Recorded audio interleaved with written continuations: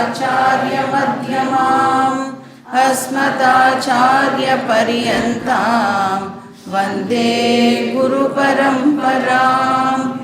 श्रुतिस्मृतिपुराणानाम् आलयं करुणालयं नमामि भगवत्पाद शङ्करं लोकशङ्करं शङ्करं शङ्कराचार्यं केशवं बादरायणं सूत्रभाष्यकृतौ वन्दे भगवन्तौ पुनः पुनः गुकारस्वन्धकारो हि ऋकारस्तन्निवर्तकः अन्धकारनिरोधित्वात् गुरुरित्यभिधीयते।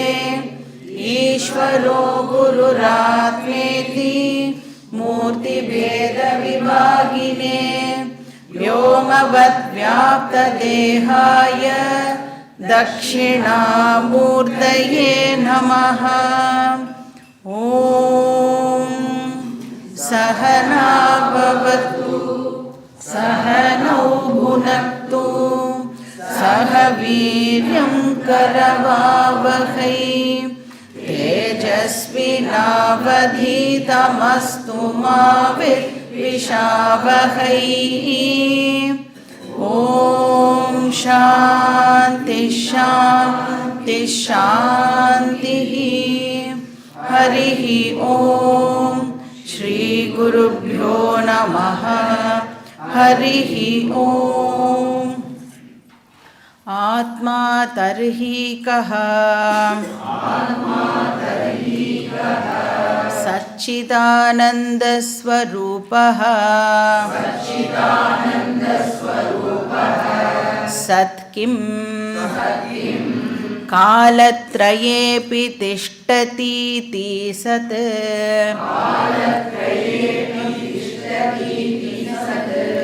चित् किं ज्ञानस्वरूपः आनन्दकः सुखस्वरूपः एवं सच्चिदानन्दस्वरूपं स्वात्मानं विजानीयात्। अत चतुर्विंशति तत्त्वोत्पत्तिप्रकारं वक्ष्यामः।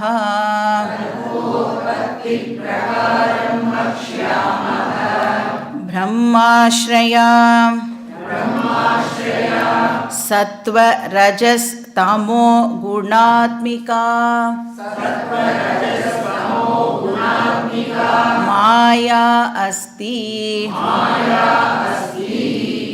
तत आकाशः सम्भूतः आकाशात् वायुः वायोस्तेजः तेजस आपः अद्भ्यः पृथिवी।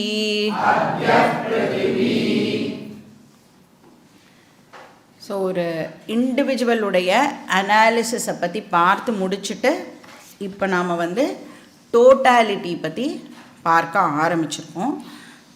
ஸோ இப்போ நம்ம படித்தோம்ல, இதில் ஏவம் சச்சிதானந்த ஸ்வரூபம் ஸ்வாத்மானம் விஜானியாத் அப்படிங்கிற போர்ஷன் வரைக்கும் அந்த இண்டிவிஜுவல் பற்றின அனாலிசிஸ். அதுக்கப்புறத்துலேருந்து டோட்டாலிட்டி பற்றி விசாரமானது ஆரம்பிக்கிறது. இப்போ ஒரு இண்டிவிஜுவல் பற்றி நாம் பார்க்கும் பொழுது, இண்டிவிஜுவல் அப்படின்னு சொன்னால் ஆத்மா அனாத்மா மிக்சர் அப்படின்னு பார்த்தோம். அந்த அனாத்மாவையே 11 காம்பனன்ட்ஸாக பிரித்து ஒன்னொன்றுத்துடைய எக்ஸ்பிளனேஷனையும் நாம் பார்த்தோம். இப்போ இந்த அனாத்மாவை எப்படி 11 காம்பனன்ட்ஸாக பிரித்தோன்னா, ஷரீரத்ரயம், பஞ்சகோஷகம், அவஸ்தாத்ரயம் அப்படின்னு பார்த்தோம். இப்போ நமக்கு தெரியும் இந்த ஷரீரத்ரயம் அப்படிங்கிறது அதோட நேச்சர் என்ன அப்படின்னா ஜடம் அப்படின்னு பார்த்தோம். இன்சென்ஷியன்ட், இனர்ட் பிரின்சிபல், ஏன்னா அது வந்து மேட்டர்னால் ஆக்கப்பட்டிருக்கு அப்படின்னு பார்த்தோம். ஆனால் இப்போ நம்மளுடைய எக்ஸ்பீரியன்ஸுக்கு இந்த சரீரம் எப்படி இருக்குது அப்படின்னா உணர்வோடு இருக்கிற மாதிரி இந்த சரீரமானது இப்போ இருக்குது. அப்போ அந்த உணர்வு அந்த சரீரத்திற்கு எங்கே இருந்து வந்தது அப்படின்னு நாம் கேள்வி கேட்கும் பொழுது அதுக்கு சாஸ்திரம் நமக்கு பதில் சொல்கிறது, இப்போ இது வந்து இந்த சரீரம் வந்து மேட்டர் பிரின்சிபல் அப்படின்னு சொன்னால் இதை தவிர நான் மெட்டீரியல் பிரின்சிபல் ஒன்று இருக்குது. அதுக்கு சாஸ்திரம் வந்து ஆத்மா அப்படின்னு பேரை கொடுக்கறது. அந்த ஆத்மா கிட்டே இருந்து தான் இந்த மேட்டர் சரீரம் வந்து சென்ஷியன்சியை பாரோ பண்ணிக்கிறது. அதனால இப்போ இந்த ஜட தேகம் உணர்வோடு இருக்கிற மாதிரி இருக்குது. ஸோ அதனால் வந்து அந்த நான் மெட்டீரியல் பிரின்சிபலுக்கு பேர் ஆத்மான்னு பார்த்தோம். அப்போ ஒரு இண்டிவிஜுவலை எடுத்துட்டா ஆத்மா ப்ளஸ் அனாத்மா மிக்சர் அப்படின்னு பார்த்தோம். இப்போ இந்த ஆத்மாவை பற்றி, இப்போ அனாத்மாவை பற்றி டீட்டெயில்டாக படித்ததுக்கப்புறம் ஆத்மாவுடைய டெஃபினிஷன் என்ன அப்படின்னு பார்க்கும் பொழுது ஆத்தர் என்ன சொன்னார்? சத்து சித்து ஆனந்த ஸ்வரூபா அப்படின்னு பார்த்தோம். இப்போ ஒன்றும் என்ன அப்படிங்கிறதையும் பார்த்தோம். இப்போ இந்த சித் அப்படின்னா என்னது அப்படின்னா அதுதான் அந்த அவேர்னஸ் பிரின்சிபல், கான்ஷியஸ்னஸ் பிரின்சிபல். இப்போ எனக்கு வந்து உணர்வு இருக்குது அப்படின்னா எப்படி இருக்குது, என்னை சுற்றி என்னெல்லாம் இருக்குது அப்படின்னு என்னால் உணர முடியறது, என்னை சுற்றி என்னெல்லாம் இருக்குதுன்னு என்னால் தெரிஞ்சிக்க முடியறது, என்னெல்லாம் இருக்குதுன்னு தெரிஞ்சிக்க முடியறது, என்ன இல்லைங்கிறதும் என்னால் வந்து தெரிஞ்சிக்க முடியறது. அந்த அவேர்னஸ் பிரின்சிபல் தான் வந்து சித் அப்படின்னு பார்த்தோம். அதனால் அதை வந்து ஞான ஸ்வரூபா, அந்த நோன்னெஸ் இருக்கு இல்லையா, அதை வந்து ஆத்தர் ஞானஸ்வரூபா அப்படின்னு டிஃபைன் பண்ணார். அதுக்கப்புறம் ரெண்டாவது என்னது? சத் கிம் அப்படின்னு பார்த்தோம். அப்படின்னா என்ன அர்த்தம்? காலத்ரயேபி திஷ்டதி இதி சத்து.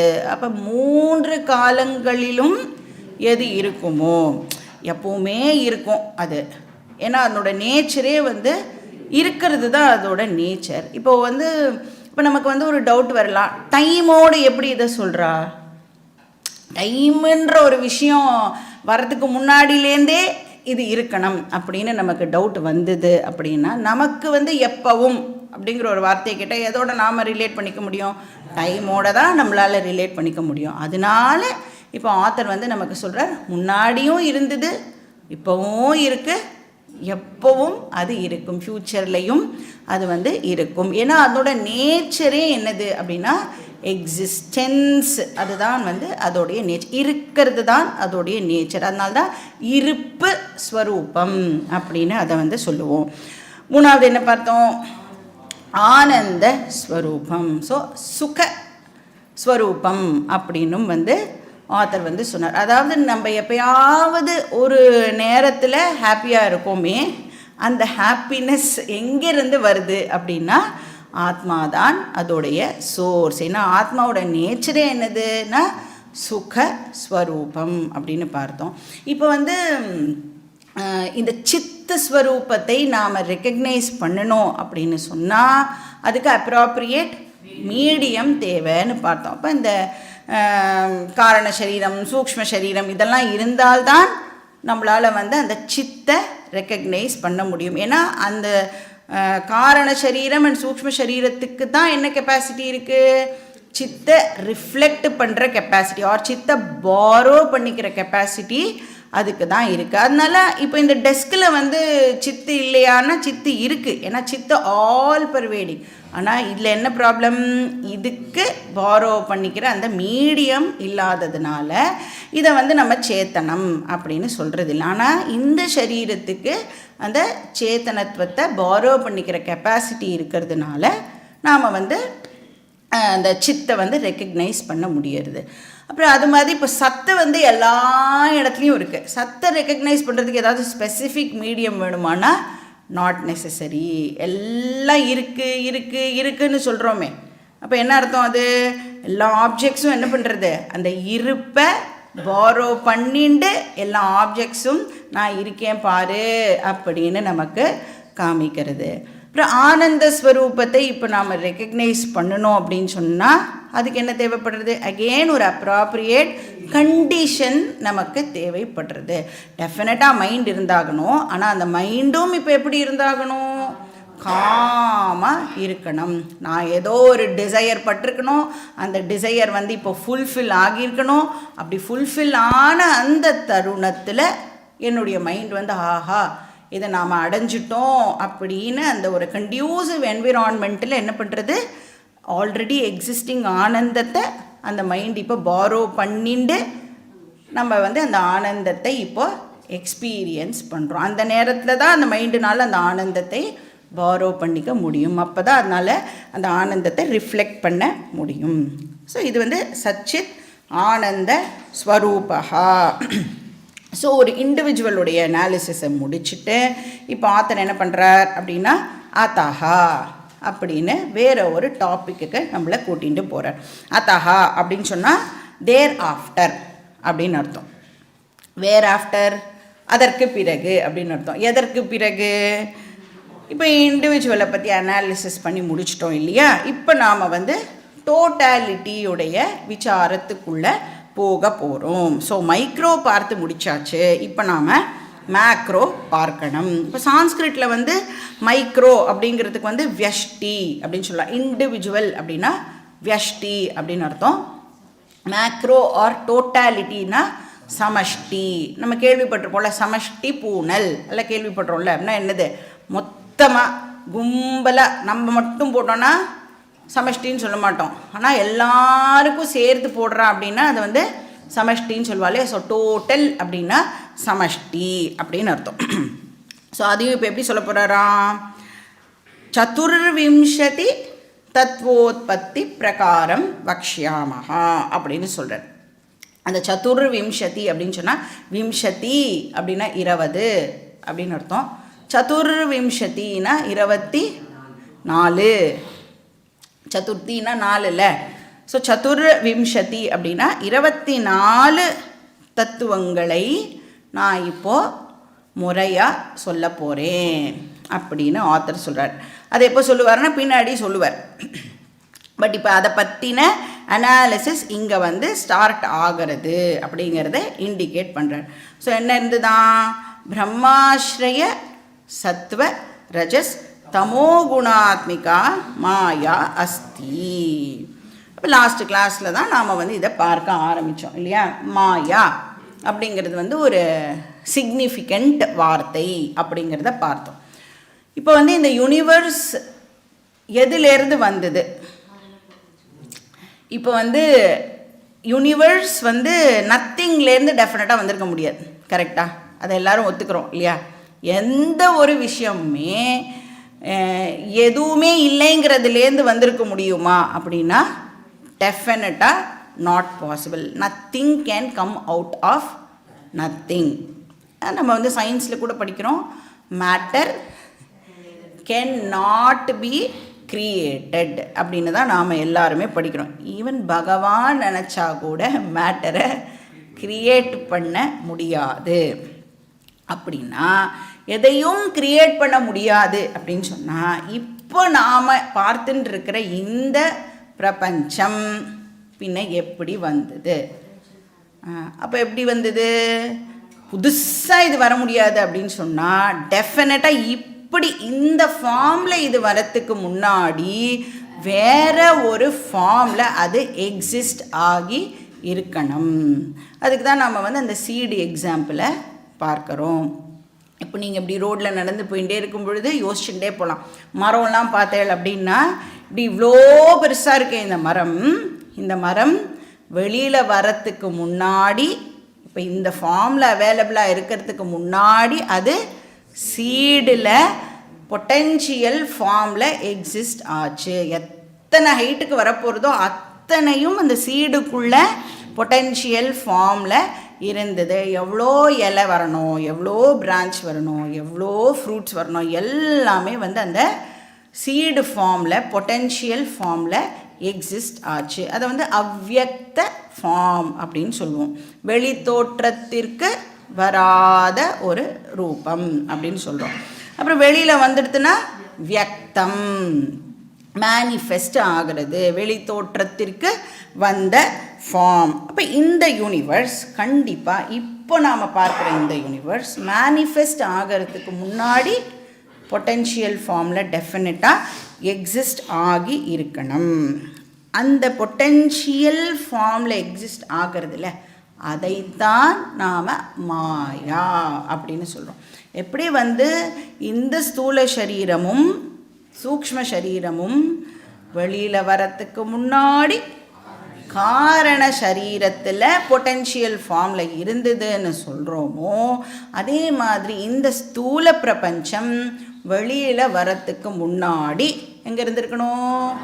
காரண பிரபஞ்சத்தில் இருந்திருக்கணும். அந்த காரண பிரபஞ்சத்துக்கு பேர் மாயா. அப்போ பிஃபோர் பிக் பேங் என்ன இருந்தது? சயின்ஸ் என்ன ஆன்சர் கொடுக்குறது? Point of no information. ஆனால் வேதாந்தம் என்ன ஆன்சர் கொடுக்கறது? மாயா. பிரம்மாஸ்ரய மாயா அஸ்தி அப்படின்னு வேதாந்தம் நமக்கு அதுக்கு ஆன்சரை கொடுக்கறது. அப்போ எல்லாமே பொட்டென்ஷியல் ஃபார்மில் இருந்தது. இன்ஃபேக்ட் டைம் அண்ட் ஸ்பேஸ் கூட எப்படி இருந்தது அப்படின்னா பொட்டென்ஷியல் ஃபார்மில் எக்ஸிஸ்ட் ஆச்சு. அந்த அன்மேனிஃபெஸ்ட் ஃபார்முக்கு பேர் காரண பிரபஞ்சம். அதை மாயா அப்படின்னு சொல்கிறோம். இப்போது இண்டிவிஜுவலை பற்றி அனலைஸ் பண்ணும் பொழுது எந்த ஆர்டரில் நம்மளுடைய அனாலிசிஸ் இருந்தது? ஃபஸ்ட்டு எதை பார்த்தோம்? நம்ம ஸ்தூல சரீரத்தை பார்த்தோம், அதுக்கப்புறம் சூக்ஷ்ம சரீரம் பார்த்தோம், அதுக்கப்புறம் காரண சரீரத்தை பார்த்தோம். இப்போ மேக்ரோ பற்றி அனலைஸ் பண்ணும் பொழுது எந்த ஆர்டரில் ஆரம்பிக்கிறோம்? காரண பிரபஞ்சத்தில் நாம் ஆரம்பிக்கிறோம்.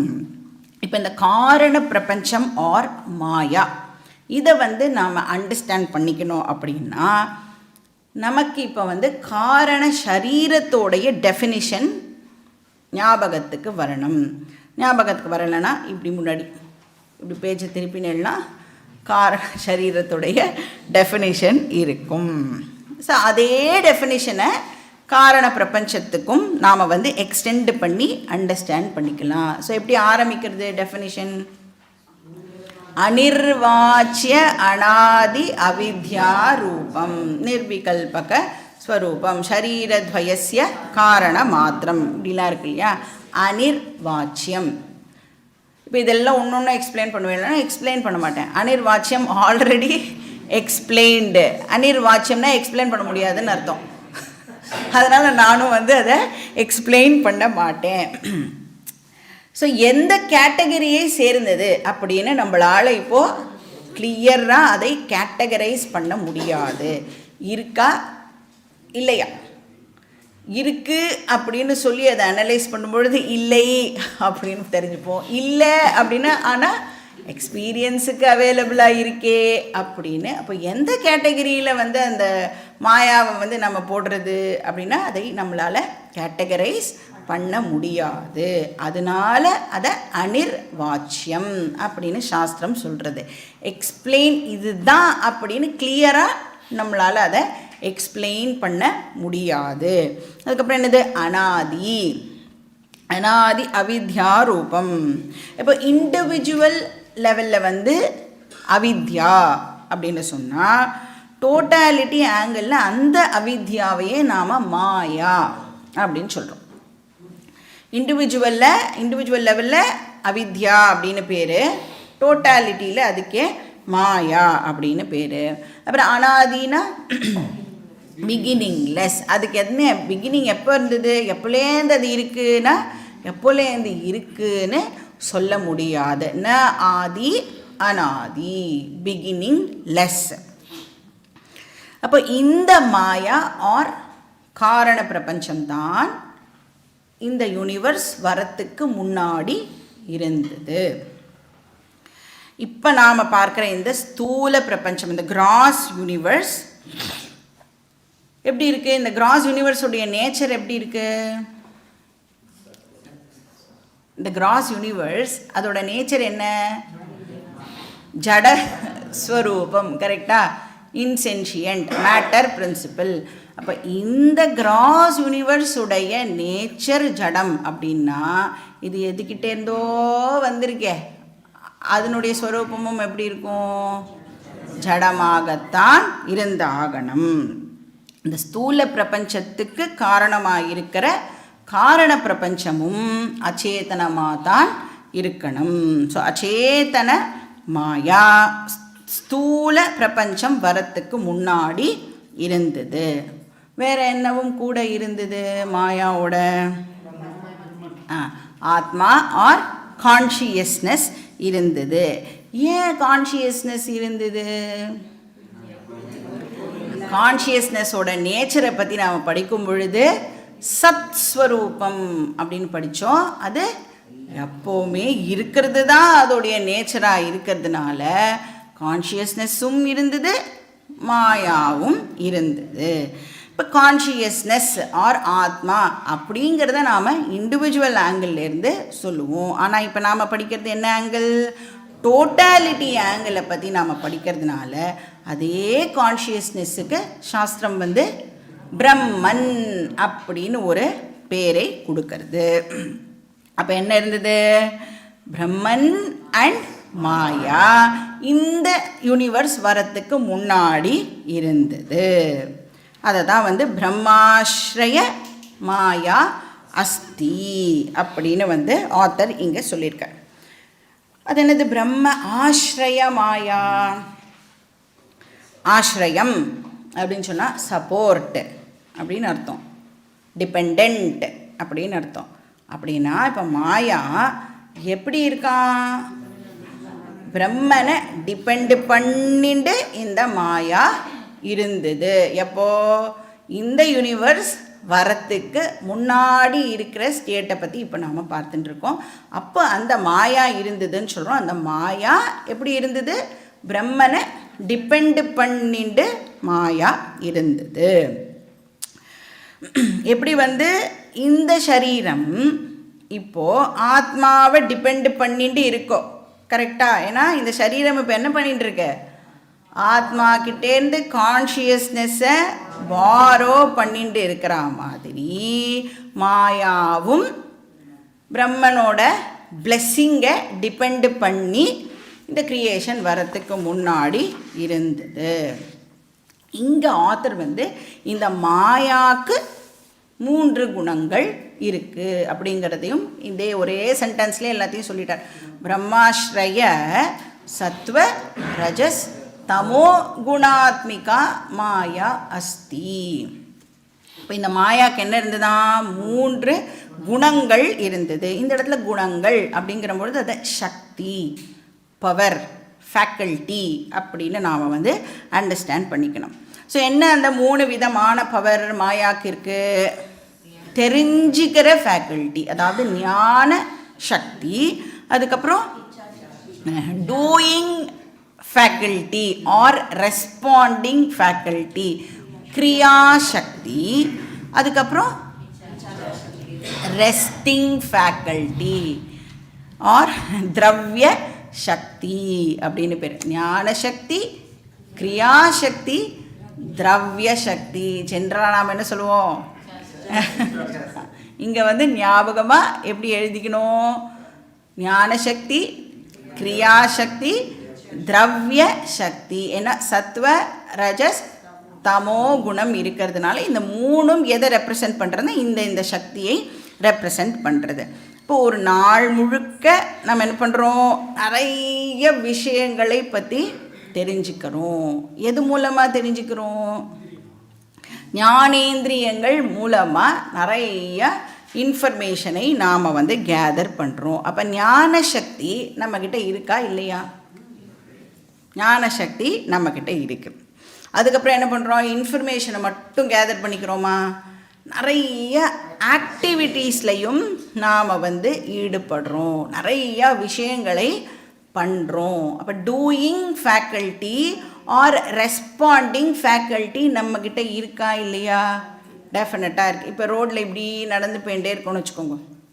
இப்போ ஆப்போசிட்டில் ஒரு பைக் வருது அப்படிங்கிறத நோயிங் ஃபேக்கல்ட்டி ரெஜிஸ்டர் பண்ணுறது, இதோ பாரு ஏற்ற மாதிரி வருதுன்னு கண்ணு வந்து பார்த்து ரிப்போர்ட் பண்ணுறது, மைண்டுக்கு வந்து அந்த இன்ஃபர்மேஷனை பாஸ் ஆன் பண்ணுறது. இமீடியட்டாக நாம் என்ன பண்ணுறோம், அப்படியே நகர்ந்துண்டு இப்போ ரெஸ்பாண்ட் பண்ணுறோம் இல்லையா. அப்படி நடந்து போயிட்டே இருக்கும் பொழுது வண்டி வருது இடிச்சிடக்கூடாது அப்படின்னு இந்த பக்கமாக நகர்ந்து போகிறோம் இல்லையா. அப்போது அந்த கிரியாசக்தியும் நம்மக்கிட்ட இருக்குது. அப்போது ஞான சக்தி இருக்குது, கிரியாசக்தி இருக்குது. இப்போ நீங்கள் என்ன டிரான்சாக்ஷன் பண்ணினாலும் அதை வந்து இந்த ரெண்டில் கிளாஸிஃபை பண்ணிடலாம். Either knowing are doing. இதுதான் நாம் கார்த்தால் தூங்கி எழுந்ததுலேருந்து தூங்க போகிற வரைக்கும் பண்ணுற activity. So knowing are doing. இப்படியே நோயிங் டூயிங் பண்ணிகிட்டே இருந்தால் என்ன ஆகும், டயர்டாக ஆகிடுவோம். இப்போ கூட நிறைய பேர் பாருங்கோ, பக்கத்தில் பாருங்கோ. அப்போ டயர்டாக ஆனால் மூணாவது ஃபேக்கல்ட்டி ஒன்று இருக்குது. என்னது அது, ரெஸ்டிங் ஃபேக்கல்ட்டி. ஆட்டோமேட்டிக்காக அது வந்து ஆன் ஆகிடும் அந்த ஃபேக்கல்ட்டி.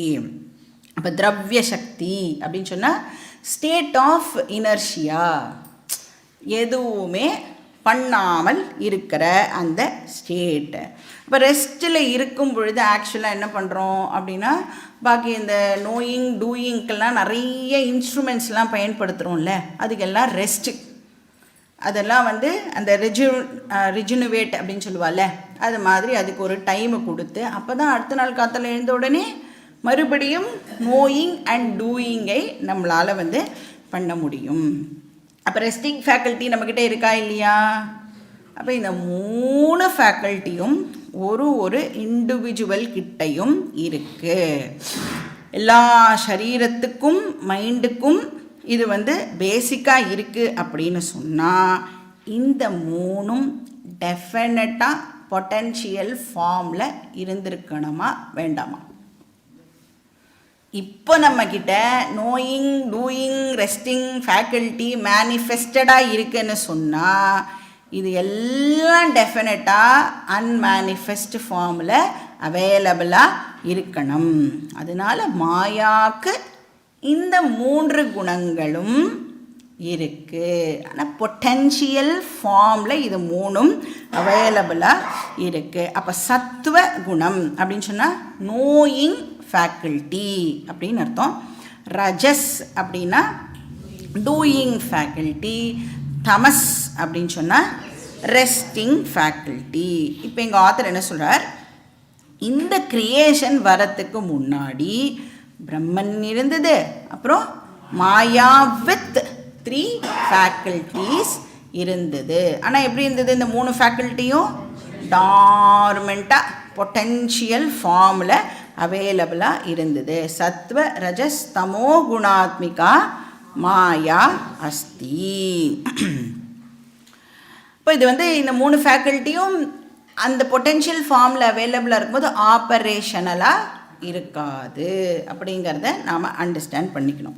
இப்போ நமக்கு தெரியும், நம்ம ஃபிசிக்ஸில் கூட படிச்சிருப்போம், எந்த ஒரு ஆப்ஜெக்டும் அது வந்து இந்த state of rest or state of uniform மோஷனில் கண்டினியூ ஆகும். எது வரைக்கும் கண்டினியூ ஆகும், ஏதாவது ஒரு எக்ஸ்டர்னல் ஃபோர்ஸ் வந்து அதை டிஸ்டர்ப் பண்ணுற வரைக்கும் எதிர் அது ரெஸ்ட் பண்ணிகிட்டே இருக்கும். இல்லைனா ஆல்ரெடி அது ஏதோ ஒரு மோஷனில் இருந்ததுன்னா அதே மோஷனில் அது கண்டினியூ ஆகிட்டு இருக்கும் அப்படின்னு நாம் வந்து ஃபிசிக்ஸில் தானே first law of Newton's first law of motion அப்படின்னு வந்து படிச்சிருப்போம். அதாவது ஃபிசிக்ஸில் எனக்கு ஞாபகம் இல்லை அப்படின்னு சொன்னால் என்ன சொல்கிறது அப்படின்னா, இப்போ இந்த ஆப்ஜெக்ட் இருக்கு இல்லையா, இப்போ இந்த ஆப்ஜெக்ட் வந்து இங்கேயே தான் இருக்குது, இப்போ ரெஸ்ட் பண்ணிட்டு இருக்குது.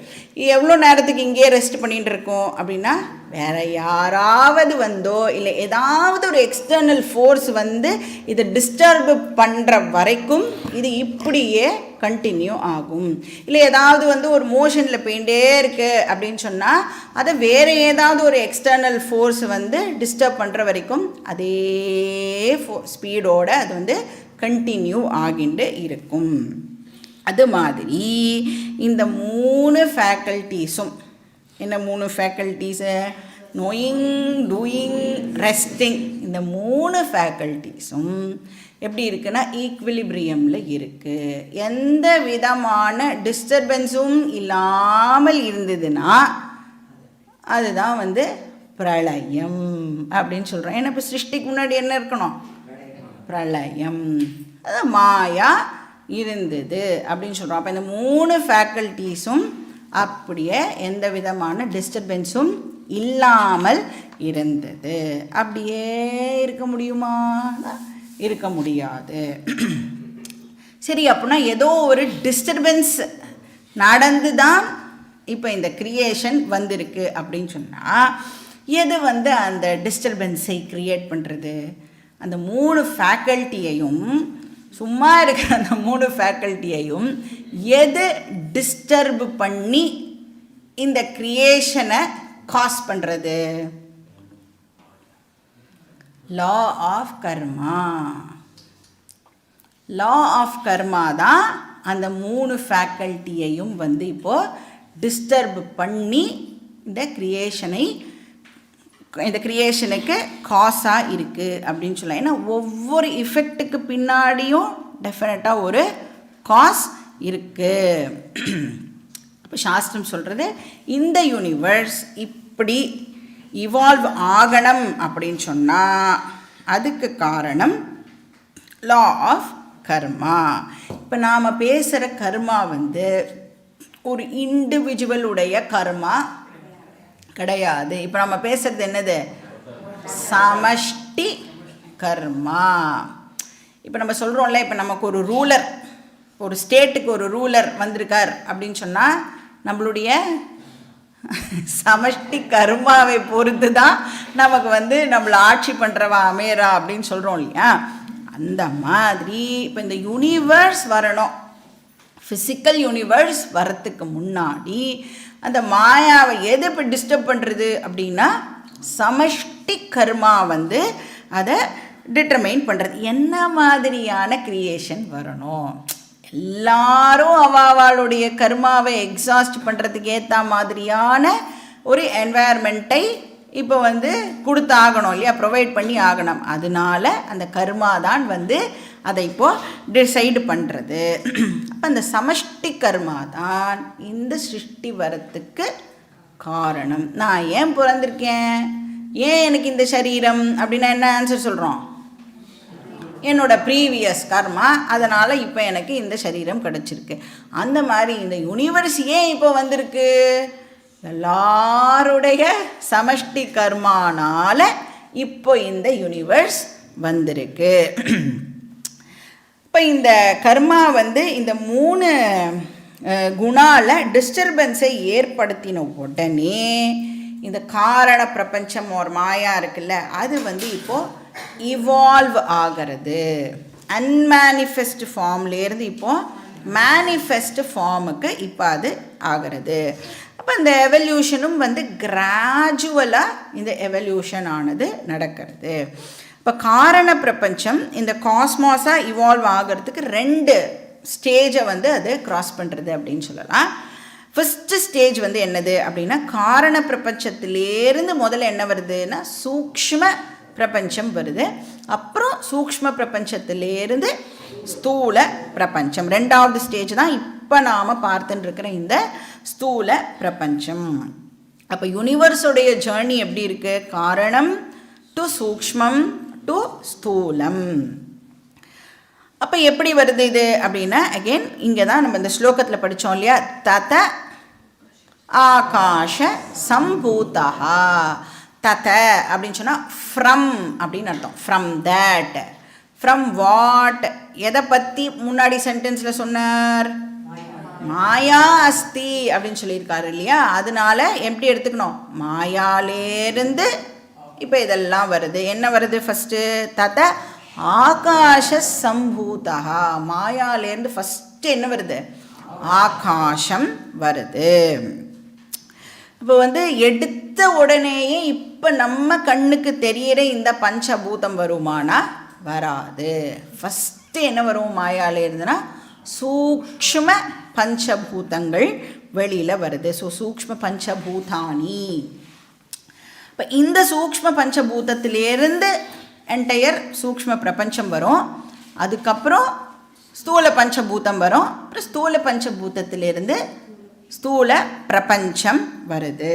இப்போ இந்த சூக்ஷ்ம பஞ்சபூதம் தான் சூக்ஷ்ம பிரபஞ்சம் அண்ட் சூக்ஷ்ம ஷரீரம் ரெண்டுத்துக்கும் காரணம். அது மாதிரி ஸ்தூல பஞ்சபூதம் வந்து ஸ்தூல பிரபஞ்சம் அண்ட் ஸ்தூல சரீரத்திற்கு காரணம். இதுதான் வந்து வேதத்தில் சொல்லப்படுற காஸ்மாலஜி. நம்ம படிக்கிறோம்ல ஃபிசிக்ஸில். வேதம் வந்து எப்படி சொல்கிறதுன்னா மாயாலேருந்து தான் இது எல்லாமே வந்தது. மாயா அப்படிங்கிறது இது எல்லாத்தோடைய பொட்டென்ஷியல் ஃபார்ம். இது எல்லாமே முன்னாடி பொட்டென்ஷியல் ஃபார்மில் எக்ஸிஸ்ட் ஆச்சு. ஸோ ததः ஆகாஷ சம்பூதः. ஸோ ஃபஸ்ட் எலிமெண்ட் வந்து ஆகாஷா. அதுவும் என்ன ஆகாஷா? இது சூக்ஷ்ம ஆகாஷா. இப்போ நாம் எக்ஸ்பீரியன்ஸ் பண்ணுற இந்த ஆகாசம் கிடையாது. இப்போ நாம் எக்ஸ்பீரியன்ஸ் பண்ணுறோம்ல, இதுவே இன்ஃபேக்ட் எப்படி இருக்குது? சூக்ஷ்மமாக தான் இருக்குது. ஆனால் இது வந்து ஸ்தூல ஆகாஷா. அப்போ சூக்ஷ்ம ஆகாஷா எப்படி இருக்கும்? அண்ட் இங்கே இன்னொரு பாயிண்ட் என்ன சொல்கிறது அப்படின்னா, ஒவ்வொரு எலிமெண்ட்டுக்கும் ஒரு யுனீக் ஆட்ரிபியூட்டும் இருக்குது அப்படின்னு சாஸ்திரம் வந்து நமக்கு எக்ஸ்பிளைன் பண்ணுறது. இப்போ ஆகாசம் அப்படின்னு சொன்னால் ஆகாசத்துக்கு ஒரு தனித்துவமான ஒரு ப்ராப்பர்ட்டி ஒன்று உண்டு அப்படின்னு சொல்கிறது. இப்போ 5 எலிமெண்ட்ஸ் இருக்கு இல்லையா? 5 எலிமெண்ட்ஸ்னால் பஞ்சபூதங்கள் இருக்கு. பஞ்சபூதங்கள் ஒவ்வொன்றுத்துக்கும் ஒரு ஸ்பெஷல் ஆட்ரிபியூட் ஆர் ப்ராப்பர்ட்டி ஆனது இருக்குது அப்படின்னு நமக்கு சொல்லித்தரது. இப்போ அதனால தான் நம்ம 5 சென்ஸ் ஆர்கன்ஸை யூஸ் பண்ணி அந்த 5 ப்ராப்பர்ட்டிஸை நம்மளால் வந்து பர்சீவ் பண்ண முடியறது. இப்போ சூக்ஷ்ம ஆகாசத்தில் என்ன ப்ராப்பர்ட்டி இருக்கும் அப்படின்னா, சூக்ஷ்ம சப்த குணம் ஆனது இருக்கும். சப்தம் அதுதான் வந்து ஆகாசத்தினுடைய யுனீக் ப்ராப்பர்ட்டி. இப்போ அந்த சூக்ஷ்ம ஆகாசத்திலேருந்து ஸ்தூல ஆகாசம் வரும் பொழுது அந்த சூக்ஷ்ம சப்தமும் வந்து இப்போது ஸ்தூல சப்தமாக ஆயிடும். அதனால தான் சொல்கிறோம், ஆகாசத்தில் ஆல் த டைம் சப்தம் இருந்துட்டே இருக்கும். ஏன்னா அதனுடைய ப்ராப்பர்ட்டி அது. எப்போவுமே ஆகாசத்தில் அந்த சப்தம் இருக்கும். அந்த ஓம்காரா இருக்குல்ல, அது எப்போவுமே ஆகாசத்தில் இருந்துகிட்டே இருக்கும். எனக்கு கேட்கலையே அப்படின்னா நம்மளோட காதை வந்து அதனோட ஃப்ரீக்வன்சிக்கு வந்து டியூன் பண்ணினோம் அப்படின்னா, அதெல்லாம் ரிஷிகள் அந்த காலத்தில் பண்ணினா, அதனால தான் அவளுக்கு இந்த ஆகாசத்தில் இருக்கிற சப்தங்களே அவள் ரிசீவ் பண்ணி நமக்கு இந்த உபனிஷத் இதெல்லாம் வந்து அவளால் வந்து ப்ரெசென்ட் பண்ண முடிஞ்சுது. ஆல்ரெடி இருக்குது ஆகாசத்தில் சப்தம். நமக்கு கேட்கலையே அப்படின்னா நாமளும் வந்து இந்த ரிஷி முனி மாதிரி ஆனோன்னா நமக்கும் வந்து அதெல்லாம் கேட்கும். இப்போ நாம் வந்து இந்த வாயை மூவ் பண்ணி பேசுகிறோம்ல, சப்தத்தெல்லாம் வந்து ப்ரொடியூஸ் பண்ணுறோம்ல, சாஸ்திரம் சொல்கிறது நீ வாயை மூவ் பண்ணுறதுனால புதுசாக ஒரு சப்தத்தையும் முன்னால் கிரியேட் பண்ண முடியாது. ஆல்ரெடி எக்ஸிஸ்டிங் சவுண்டை விதவிதமாக நீ வாயை சேர்க்கறது மூலமாக மேனிஃபெஸ்ட் பண்ணுற. விதவிதமான ஆல்ஃபபெட்டிக்கல் சவுண்ட்ஸாக நீ வந்து அதை சேஞ்ச் பண்ணுற. ஆல்ரெடி சப்தம் பொட்டென்ஷியல் ஃபார்மில் எக்ஸிஸ்ட் ஆகிறது. இப்போ அந்த ஒயிட் லைட் இருக்கு இல்லையா, ஒயிட் லைட்டில் ஆல்ரெடி என்ன இருக்குது? 7 கலர்ஸும் இருக்குது. ஆனால் அந்த 7 கலர்ஸும் வெளியில் வரத்துக்கு ஒரு ப்ரிசம் ஒன்று, ஒரு மீடியம் தேவைப்படுறது இல்லையா? அந்த மாதிரி ஆல்ரெடி எக்ஸிஸ்டிங் சப்தம் அதை நம்மளுடைய வாய் அப்படிங்கிற இன்ஸ்ட்ருமெண்ட்டை யூஸ் பண்ணி டிஃப்ரெண்ட் சவுண்ட்ஸாக நாம் வந்து மேனிஃபெஸ்ட் பண்ணுறோம். இப்போ ஆகாசத்துக்கு சப்த குணம் இருக்குது. இந்த குணத்தை இந்த ப்ராப்பர்ட்டியை எந்த இந்திரியத்தினால ரெக்கக்னைஸ் பண்ண முடியும்? சப்தம்னா எந்த இந்திரியம்? ஸ்ரோத்ரேந்திரியம். காது கேட்குற சக்தி இருக்குல்ல, அந்த காது கேட்குற சக்தினால் இந்த சப்தத்தை ரெக்கக்னைஸ் பண்ண முடியும். அப்போனா ஆகாசமும் காது கேட்குற சக்தியும் இன்டர் கனெக்டட். ததா மாயாலேருந்து ஆகாசம் பிறக்கிறதுன்னா இந்த இடத்துல எப்படி அண்டர்ஸ்டாண்ட் பண்ணிக்கணும்? எதுவுமே ஒரிஜினேட் ஆகிறது இல்லை, மேனிஃபெஸ்ட் ஆகிறது. பொட்டென்ஷியல் ஃபார்ம்லேருந்து மேனிஃபெஸ்ட் ஃபார்முக்கு வருது. ரெண்டாவது எலிமெண்ட் என்னது? ஆகாஷாத் வாயுஹு. ஆகாசத்துலேருந்து என்ன வருதா? வாயு, காற்று, அதுதான் வாயு. வாயுவோடைய ஸ்பெஷல் ப்ராப்பர்ட்டி என்ன? வாயுவோடைய ஸ்பெஷல் ப்ராப்பர்ட்டி ஸ்பர்ஷம், டச். அது இந்த டச் ரெக்கக்னைஸ் பண்ணுறதுக்கு என்ன இந்திரியம் யூஸ் பண்ணுறோம்? ஸ்கின் இந்திரியம், துவக் இந்திரியம். அப்போ ஸ்கின்னும் வாயுவும் இன்டர் கனெக்டட். இப்போ வாயுவுக்கு விசேஷமான குணம் ஸ்பர்ஷ ஆர் டச். இப்போ ஆகாசத்திலேருந்து வாயு பிறக்கிறது அப்படின்னு சொன்னால், வாயுவுக்கு ஒரு யுனிக் குணம் இருக்குது, ரைட்டு. ஆனால் அது எங்கேருந்து வந்திருக்கு? ஆகாசத்திலேருந்து வந்திருக்கிறதுனால ஆகாசத்தினுடைய ப்ராப்பர்ட்டியையும் இது இன்ஹெரிட் பண்ணியிருக்குமா இல்லையா? நாம் பேரண்ட்டுக்கிட்டேருந்து பிறக்கிறோம், நமக்குன்னு ஒரு தனி குணம் டெஃபினட்டாக இருக்கும். ஆனால் பேரண்ட்ஸ்கிட்டேருந்தும் நாம் இன்ஹெரிட் பண்ணிக்கிறோம் இல்லையா? அந்த மாதிரி இப்போ வாயுவுக்கு ஒரு ஸ்பெஷல் குணம் இருக்குது, அது ஸ்பர்ஷம். ஆனால் அது ஆகாசத்துக்கிட்டேருந்து வந்திருக்கிறதுனால இப்போ வாயுவுக்கு கூடுதலாக என்னமும் இருக்கும்? சப்தம் அண்ட் ஸ்பர்ஷம். இந்த ரெண்டு குணமும் இப்போ வாயுவுக்கு இருக்கும். அதனால தான் நீங்கள் இப்போ காற்று அடிச்சுது அப்படின்னா அந்த ப்ளோயிங் சவுண்டு நம்மளால் ரெக்கக்னைஸ் பண்ண முடியறது. அதுக்கப்புறம் காற்றடிச்சதுன்னா நம்மளால் அதை ஸ்கின் மூலமாக அதை ஃபீலும் பண்ண முடியறது. அப்போ ஆகாசத்துக்கு ஒரு குணம்னா வாயுவுக்கு ரெண்டு குணம். நெக்ஸ்ட் என்னது?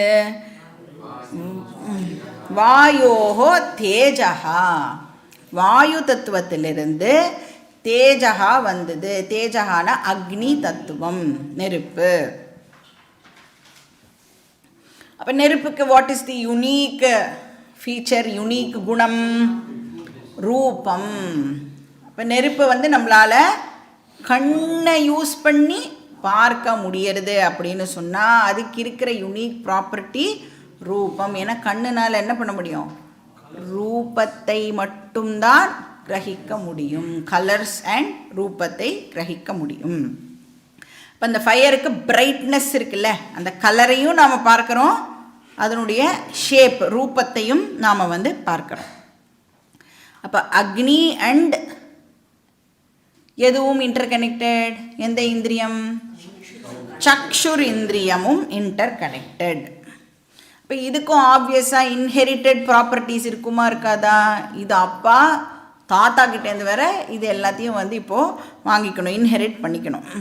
என்னெல்லாம் ப்ராப்பர்ட்டி இருக்கும் அப்படின்னா, அக்னிக்கு சப்த ஸ்பர்ஷ ரூப 3 குணங்கள் இப்போது அக்னிக்கு இருக்கும். இதில் ஒன்று அதனுடைய யுனீக் குணம். 4வது எலிமெண்ட் என்னது? ஆபஹா. ஸோ தேஜச ஆபஹா, அக்னி தத்துவத்திலேருந்து ஜலத்தத்துவம் வந்தது. அகெயின் இப்படி படிக்கும் பொழுது என்ன ஞாபகம் வச்சுக்கணும்? நாம் சூக்ஷ்ம பஞ்சபூதானி பற்றி படிச்சுட்டு இருக்கோம் அப்படின்னு ஞாபகம் வச்சுக்கணும். இப்போ நம்ம ஸ்தூலமாக நினச்சிட்டு ஸ்தூலமாக இருக்கிற ஃபயர்லேருந்து ஸ்தூலமாக இருக்கிற வாட்டர் வந்தது அப்படின்னு அண்டர்ஸ்டாண்ட் பண்ணிக்கக்கூடாது. எல்லாமே நாம் படிக்கிறது சூக்ஷ்ம பஞ்சபூதானி பற்றி படிச்சுட்டு இருக்கோம். அப்போ சூக்ஷ்ம அக்னியிலேருந்து சூக்ஷ்ம ஜலம் வந்தது. ஜலத்துக்கு என்ன அதோட யுனீக் ப்ராப்பர்ட்டி? டேஸ்ட், ரசஹா. ஜலம்க்கு ஒரு யூனிக் டேஸ்ட் இருக்கு இல்லையா? என்ன டேஸ்ட் அது? டேஸ்ட்லெஸ் டேஸ்ட் தான் ஜலத்தினுடைய யுனீக் டேஸ்ட். ஸோ அந்த டேஸ்ட்லெஸ்னஸ் இருக்குல்ல, அதை சாஸ்திரம் சொல்கிறது ரசஹா. அப்படின்னா டேஸ்ட்லெஸ்னஸ்னால் என்ன அர்த்தம்? எல்லா விதமான டேஸ்ட்டும் அந்த டேஸ்ட்லெஸ்னஸில் பொட்டென்ஷியல் ஃபார்மில் அவைலபிளாக இருக்குது அப்படின்னு அர்த்தம். இப்போ ஜலத்துடைய விசேஷ குணம் ரசஹா. அப்போ அதுக்கு என்ன பரம்பரை சொத்து வந்திருக்கணும்? ஜலத்துக்கு சப்த ஸ்பர்ஷ ரூப. அப்புறம் அதனுடைய ஸ்பெஷல் ரச. இப்போ இந்த ரச அப்படிங்கிற குணத்தை எது ரெக்கக்னைஸ் பண்ணுறதுக்கு ஹெல்ப் பண்ணுறது? அது அந்த இந்திரியத்துக்கு பேர் என்னது?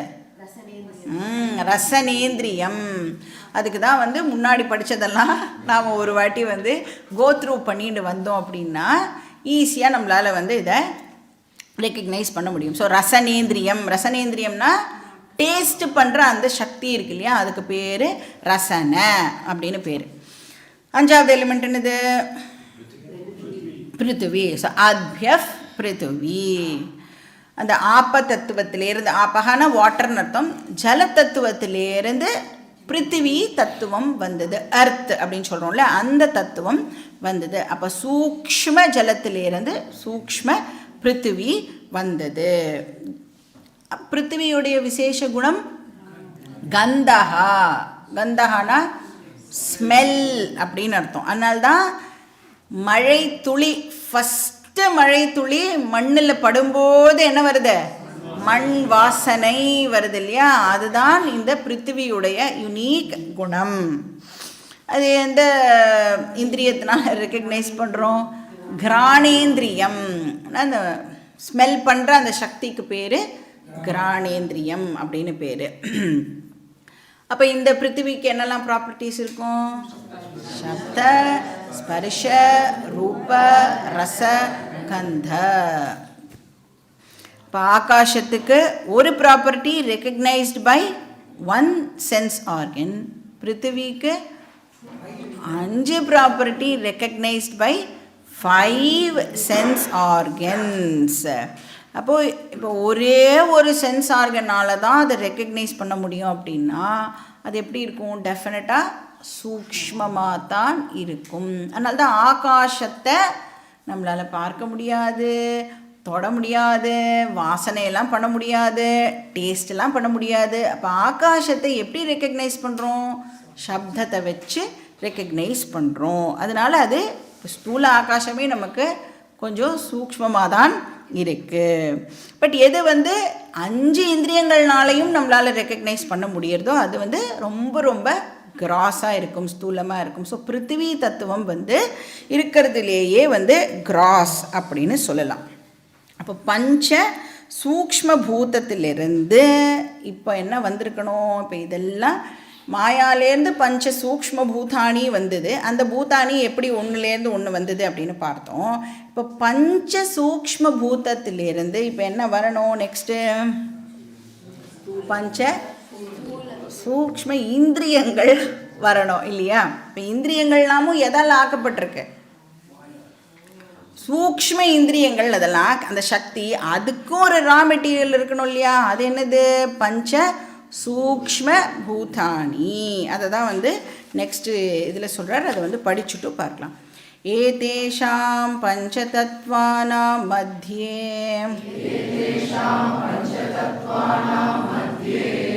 ஆகாஷஸ்ய சாத்விகாம்ஷாத்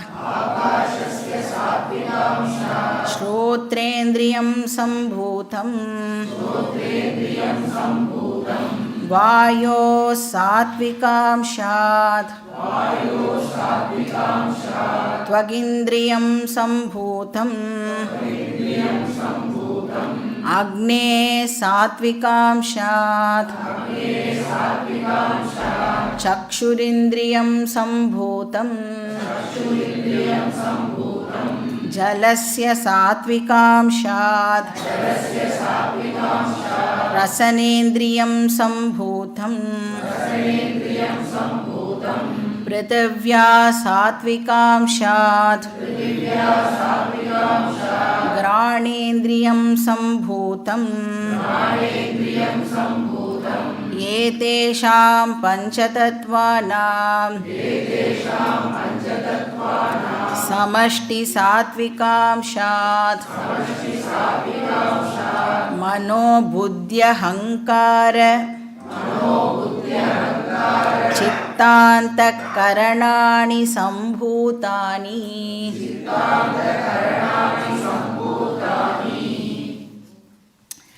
இப்போ வந்து பஞ்ச சூக்ஷ்ம பூதானி வந்தாச்சு, மாயாலேருந்து அது வந்தாச்சு. இப்போ இந்த பஞ்ச சூக்ஷ்ம பூதானிக்கும் அந்த 3 குணங்களும் இருக்குமா இருக்காதா? மாயாக்கு 3 குணங்கள் இருக்குது அப்படின்னு சொன்னால் அதுலேருந்து வெளியில் வந்த பஞ்ச சூக்ஷ்ம பூதத்துக்கும் டெஃபினட்டாக இந்த 3 குணங்களும் இருக்கும் இல்லையா. இப்போ இங்கே ஆத்தர் என்ன சொல்கிறார் அப்படின்னா, அந்த 3 குணங்களில் இப்போ அவர் என்ன எடுத்துக்கிறார் அப்படின்னா சத்துவ குணத்தை மட்டும் எடுத்துக்கிறார்.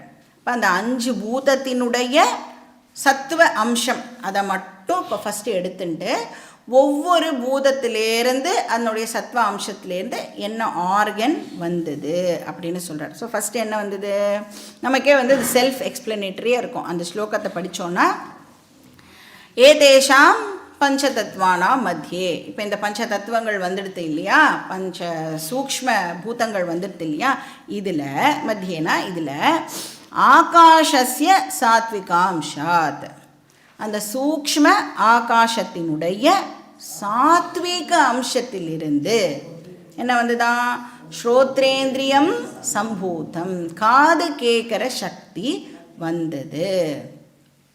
ஆகாசத்தினுடைய, அதாவது சூக்ஷ்ம ஆகாசம் பற்றி பேசிகிட்டு இருக்கோம்.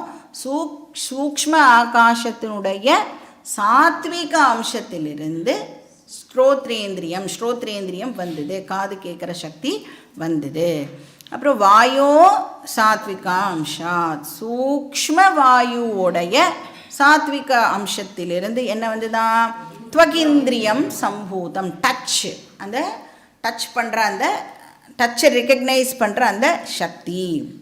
அதுக்கப்புறம் என்னது, அக்னே சாத்விகா அம்சாத், சூக்ஷ்ம அக்னியுடைய சாத்விக அம்சத்திலிருந்து சக்ஷுரிந்திரியம் சம்பூதம், கண்ணு பார்க்கிற சக்தி வந்து வருது.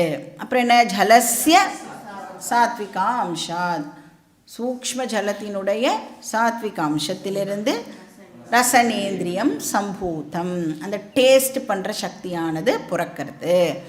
பிருத்திவியா சாத்விகா அம்சாத், சூக்ஷ்ம பிருத்திவியோடைய சாத்விக அம்சத்திலிருந்து கிராணேந்திரியம் சம்பூதம், அந்த 3 பார்க்கிற அந்த சக்தியானது பிறக்கிறது அப்படின்னு சொல்கிறார்.